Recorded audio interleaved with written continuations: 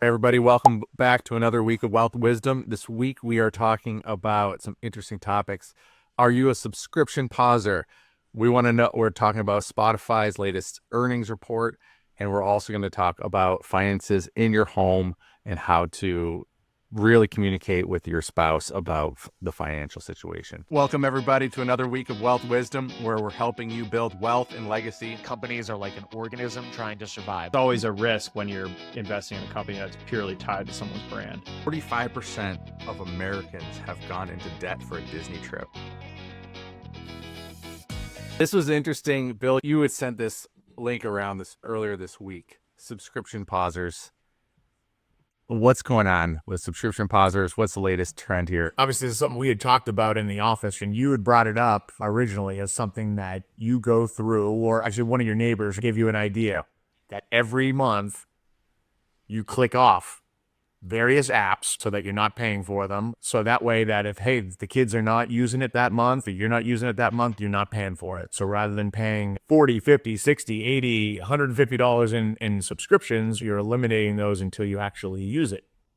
And I thought that was a great idea for people to save a little bit extra money on subscriptions they're not using. Why don't you talk about how you use it in your house? Yeah, a buddy of mine was like, hey, I just kill everything every month. I go through the entire subscription list and I turn everything off. And if someone actually cares enough to ask me about it, we just turn it on, no questions, no problem. And I was like, whoa. And I started doing it. And it's amazing. No one actually cares to ask you to turn it back on. So for my personal experience has been Disney Plus, Paramount, Peacock, even ESPN. Hulu is also part of that, but I had it all separate. So I was paying even more, stupidly paying more. And a lot of those, the CBS, the news apps, like they had exclusive rights to the Olympics. You jump on their subscription and then you forget to turn it off. So now just turning all that off, none of it comes back. Even like Disney Plus, we went without for 3 or 4 months before it's just like, hey, I want to watch a Marvel film and turn it back on. Because, and also too, Disney, they don't have a lot of new content. It's not like a Netflix that's ever changing. Exactly. If you had it for a couple of years, you might have seen almost everything that you wanted to see on it. Totally. And there's not really that urge to jump in and say, hey, what's new? What's new on Disney? I think that's the same for Max, right? So HBO turned into Max. If you're into it's not like Lord of the Rings, but it's the other Ends of Power. one of the like the Prime app. So if you're into one of those shows, great, keep it for that time you can watch the show and then kill the subscription.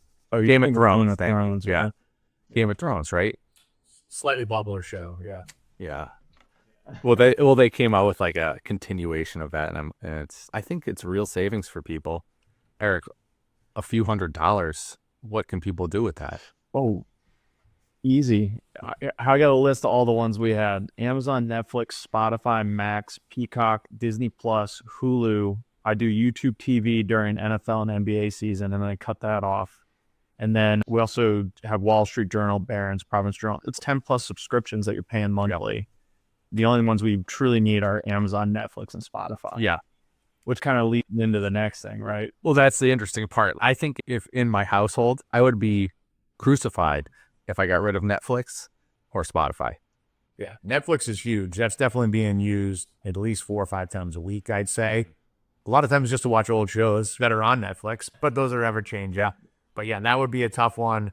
I personally don't have Spotify, but it's more just because I'm lazy. I listen to the same music, you know what I mean, over and over. My wife is a Spotify subscription, and that was one thing she said. I could not have it. It's something I use all the time. She uses it for her. She uses it for the kids.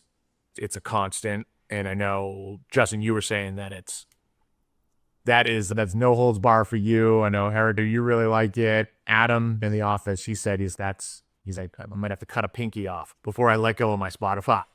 So Totally. it's amazing that those two companies have had such a grip, because I think we're going to see this, right, more and more. I think people, you talk about cord cutting. Now there's going to be like these app subscription cutting in a sense, and who's going to be the true dominant forces in the market? I think we'll probably continue to see Netflix, which has been a long time holding of ours. I mean, if you followed the stock at all, it's obviously done incredibly well. So we've been very happy with that holding. On the other end, Spotify has done well, and we've unfortunately missed the boat with that one. But that's obviously done very well as well. And even these latest earnings continues to trend upward. Yeah.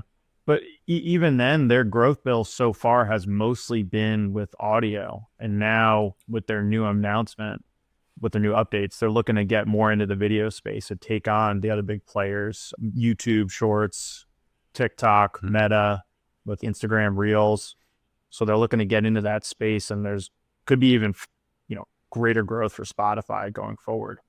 Justin, I don't know if you want to cue off what they just recently announced a whole new creator-friendly platform, and I love this. This is super smart. We were just talking about Spotify the other day in the office.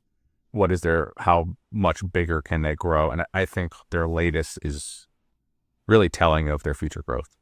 Not financial advice, but I'm pretty on the stock, on the company. And the reason why I think it's not only have they brought on podcasting a few years ago, that's made them super sticky. People are going there more and more. They had that exclusive deal with Joe Rogan that everyone talked about for millions of dollars.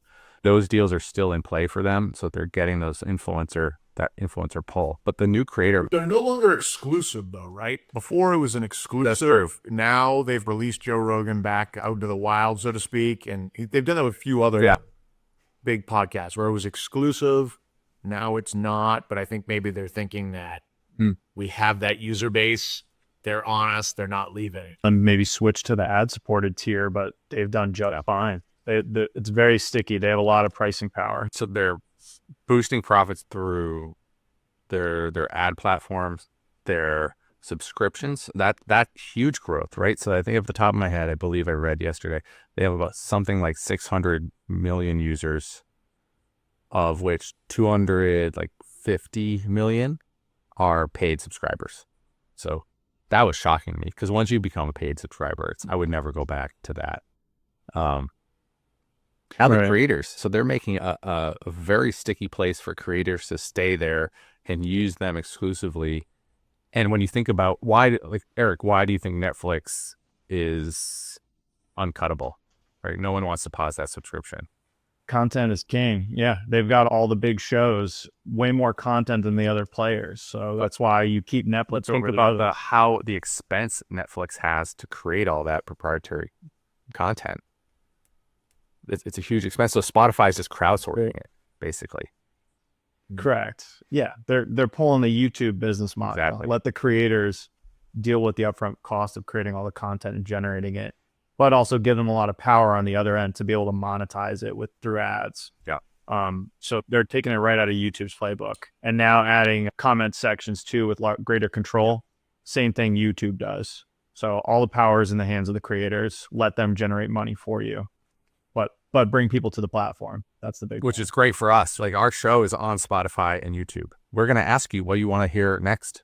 What do you want us to talk about next? So I think that's super cool, and it builds more community, which I'm excited about. Just like they did with the podcasters, trying to get more exclusive rights. Obviously, it could be a big expense pulling people over, but you go back to the stickiness of it, right? Once you get them in, will those people become paying and long-term paying customers? Might be tough, right, with YouTube Shorts and some of the other platforms, because I'm sure that those creators make a ton of money, right, off of YouTube and things like that. So it might be tough. I wonder if they'll have more generous monetization policies, because I know YouTube, it's quite a steep hill you got to climb to even get to the point where you have enough subscribers or you have enough viewers on a regular basis to monetize your channel. But if it's a little bit more lenient, they could end up getting more creators on their side. Yeah, I think they will. And just to go back to just bring it full circle here, the subscription cutting, a few $100s for the average American family, in most American families, that's a lot of money.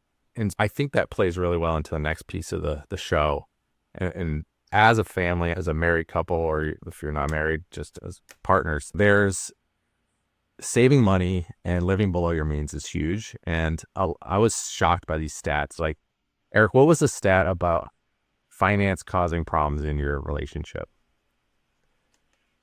Yeah, so I actually pulled it from a Forbes survey. Biggest factors for getting married.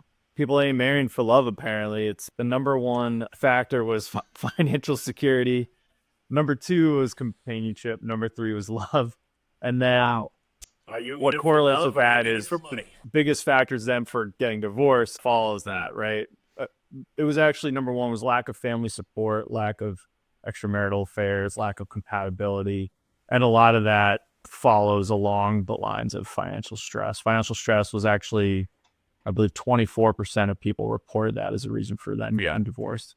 So I've always heard it's like infidelity, number one, money, number two, in-laws. That's the client once who told me the reason why my marriage has lasted so long. He's like, I keep my stuff in my pants. We keep our money separate, and I don't talk to my in-laws. So that's why our marriage has lasted so long, is it? Things are going great. Which I thought was funny. Well, and it is nearly half of couples carrying 50,000 or more in debt cited money as the primary problem in their relationship. And so a friend, I went on like a guy's weekend a few weeks ago, and one of my buddies was like, hey, I highly recommend all you guys do this. I do a weekly Sunday meeting with my wife. Then we go over the game plan for the week. We plan everything, but we also go over finances and tracking it against the goal. What are you guys thinking? Do you see that happening for your clients? Do you suggest it? What do you suggest your clients do when it comes to communications about money? A weekly meeting might be really tough for a lot of people. You got kids, sports game. Life's busy. Yeah, you want to relax. There's like a lot of stuff. I think the biggest thing, or the easiest thing, I think for most people is to, again, it really comes back to save first, spend next. So you really want to set up your system, so to speak, where it's like, all right, this money's getting moved out before I'm paying myself first in a sense and saving first. So it's like, all right, what are my goals? What do I need to do to achieve those goals? How much money do I need to be saving in order to do that? That money should be coming out like right away. So that way you don't even think about it. And then you learn to live from how you live your life. You learn to live based off that other income. If you start to say, oh, I'm going to spend first, and then whatever's left over, I'm going to save. It's just a habit that is going to be incredibly hard to break, right? So you really want to save first and then spend. And then what's great is like all the money that's left over, yeah, you can do anything you want with it. It's irrational spending or something like that. It's not that big a deal, right? You wasted money on something that you're like, oh, I'm not even really using this or something. It's not a big deal because you're doing the work up front. I think that's the biggest thing, is setting yourself up front. That is in much more a way to achieve financial success than trying to doing it from the opposite end, because it gives you the best of both worlds, right? It allows you to do things you want to do, but you've already taken care of. You think of life as like a pyramid, that your base is getting set, right? Yeah. You have a good base, everything else can build up. So you pay yourself first, you save first, that money's coming out first. That will lead for more financial success. Your emergency fund will be established, your retirement savings, your mid to short-term savings, all those things are getting taken care of. That's going to reduce a lot of stress. Let's have that money come out. So on Friday, boom, there's an automatic bank debit, or semi-monthly, there's an automatic bank debit. I think that's really what the best way to do it, because you're seeing success with how employee 401ks, right? It makes it a forced savings. Got it. I think that is, for the average person, is much more beneficial, or is much more achievable. So that's how I think the best way to do it is, the least time consuming. And I think if we can make it less time, more efficient, Yeah. that usually works out better, no matter what we're doing. Yeah. Oh, having money and financial security, doesn't solve all your problems, but having no money certainly creates a lot more issues, right? So what we often see with clients is when issues arise in the relationship, a lot of times it's around times of transition. You might be moving, new career. When are you going to have kids start going to college, retirement? And a lot of it is about each person having different expectations or not having planned for those moments when they do arise. In retirement, we see some couples arguing. Someone wanted to retire earlier. They thought they had enough savings for certain things, didn't know what the role of grandma and grandpa was going to be. Going back, hey, it doesn't have to be weekly meetings, but having regular meetings about these things to set the expectations, to save correctly, to have the right goals in mind, prevents all those issues in the future. The meeting regularly, I feel like you first need the financial plan in place. So, Yeah.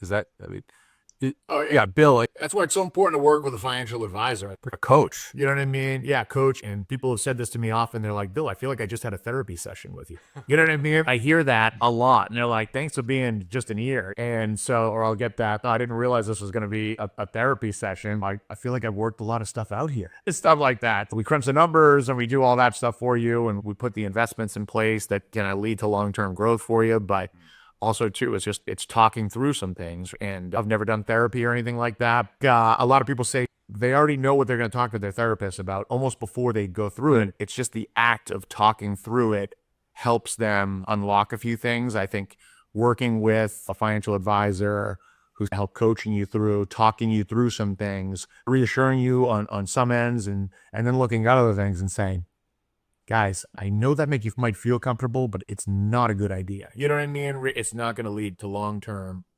financial success. I think that Really coming up with a financial plan, knowing where you're going with your spouse and being on the same team and rowing in the same direction together. But then you're advocating for the automation piece too, Bill. Automating all the buckets, like paycheck goes in, it gets distributed out into investment accounts, savings, etc.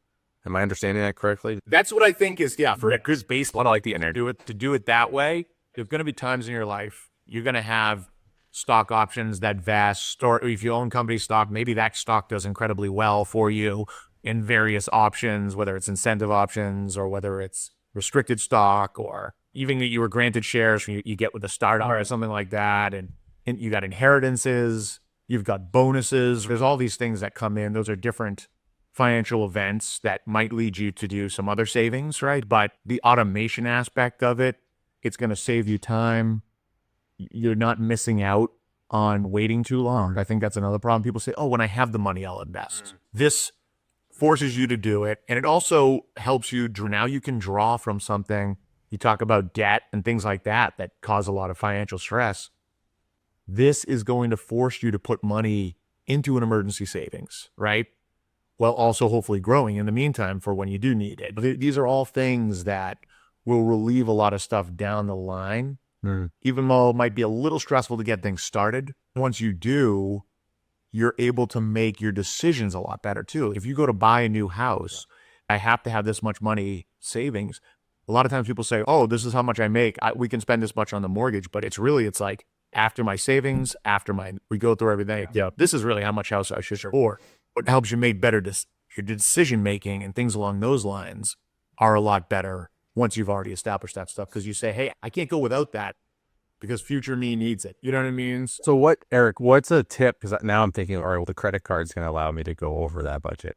How do you advise clients to deal with credit cards and stay on budget? And then Bill, I want you to leave people with a tip as well.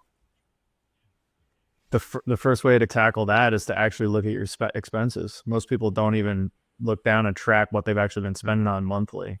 And there's plenty of amazing tools that you can use on your own end. We also have financial planning tools that can plug in transactions, and we can look at things that someone could cut down on for their living expenses. Okay, Bill, what's one takeaway that you want to leave people with today? Yeah, I think I'm going to go back to what I said before, is get that cash flow planning in place and look at those future goals that you want to achieve, and then try to automate it as best you can. Whether that automation in terms of giving that money to a financial advisor who can help you invest, or doing it on your own. There's a lot more financial products now, more than ever, where you can put money in, be diversified, and take advantage of the capital markets. I think so many people are so afraid of investing. If you're afraid, work with somebody. If you know how to do it on your own, do it. But get it in place, get it automated, so it's happening every week, every month. I think that's the most important thing. If you can take 10% of your income, 10 to 20% of your income, something like that, and save it, and you have a good financial strategy with how you invest your money, you should do very well in life. You know what I mean? There's no reason why anybody of any income level, whether you're a millionaire or someone who makes below the medium wage or anything like that, it is achievable. But you have to do it, you have to stick to it, and that will lead to financial success. Cool. All right. No. Excellent. Good. All right. All right. There we go. All right. Thanks, guys.